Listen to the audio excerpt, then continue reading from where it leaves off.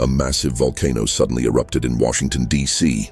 The city would be thrown into chaos within seconds. A violent explosion would blast ash and rock miles into the sky, turning daylight into darkness as ash begins falling across the city. Superheated clouds of ash and gas would rush through streets, while lava and debris destroy buildings and infrastructure around major landmarks like the White House and the United States Capitol. At the same time, the United States Secret Service would immediately evacuate the president, either rushing them into a secure bunker beneath the White House or flying them out aboard Marine One.